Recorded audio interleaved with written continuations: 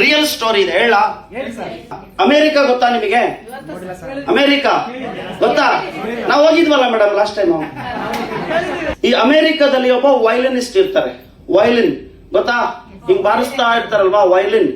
So ಅವ್ನು ಸಿಕ್ಕಾಬಡೆ famous. ಏನ್ ಮಾಡ್ತಾರೆ ಈ ವೈಲಿನಿಸ್ಟ್, ನಾನು ಸೋ ಅಂಡ್ ಸೋ ಹಾಲ್ ಅಲ್ಲಿ, ಅಂದ್ರೆ ಈಗ ಮ್ಯಾನ್ಪೋ ಬೆಲ್ ಹೋಟೆಲ್ ಅಂದ್ರೆ ಈ ಹಾಲ್ ಅಲ್ಲಿ ಪ್ರೋಗ್ರಾಮ್ ಮಾಡ್ತಾ ಇದ್ದೀನಿ ಅಂತ ಅನೌನ್ಸ್ಮೆಂಟ್ ಮಾಡ್ತಾರೆ. ಏನ್ ಮಾಡ್ತಿದ್ದೀನಿ ಅಂತ?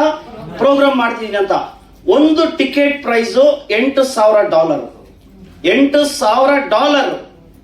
ಓಕೆನಾ? ಸೊ ಟಿಕೆಟ್ ಸೋಲ್ಡ್ ಔಟ್ ಆಗುತ್ತೆ ಆಗುತ್ತೆ ಆಗುತ್ತೆ ಆಗುತ್ತೆ ಆಗುತ್ತೆ ಸಿಕ್ಕಾಪಟ್ಟೆ ಟಿಕೆಟ್ ಸೋಲ್ಡ್ ಔಟ್ ಆಗುತ್ತೆ. Housefull show. ಪ್ರೋಗ್ರಾಮ್ ದಿನ ಬರುತ್ತೆ.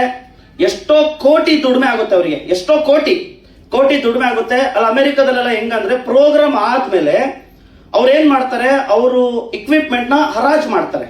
ಇಕ್ವಿಪ್ಮೆಂಟ್ ನ ಹರಾಜ್ ಮಾಡಿದಾಗ ವೈಲಿನ್ ಇದೆಯಲ್ವಾ ಅದನ್ನ ಅವರು ಹರಾಜಿಗೆ ಇಡ್ತಾರೆ.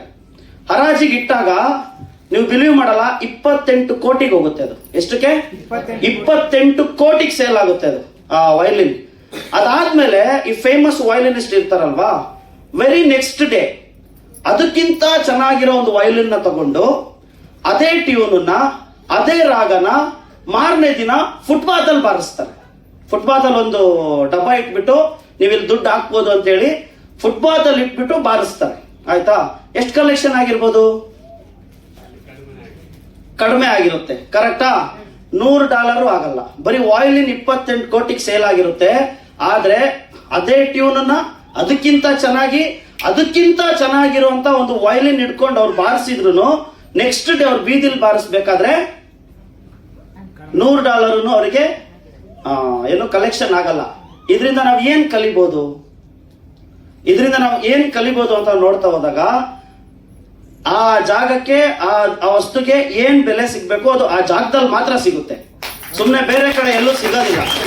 ಈ ಕಥೆನ ಏನು ಕೇಳಿದ್ರೆ, ನಾವು ಇಲ್ಲಿ ನಮ್ಮ ಎಫರ್ಟ್ ನಮ್ಮ ಕೆಲಸನ ನಾವು ಯಾವುದೋ ಬೇರೆ ಜಾಗದಲ್ಲಿ ಆಗ್ತಾ ಇದೀವಿ, ಆದ್ರೆ ನಮ್ಮ ಜೀವನನ ರೂಪಿಸ್ಕೊಳ್ಳೋದ್ರಲ್ಲಿ ನಾವು ಫೇಲ್ ಆಗ್ತಾ ಇದೀವಿ.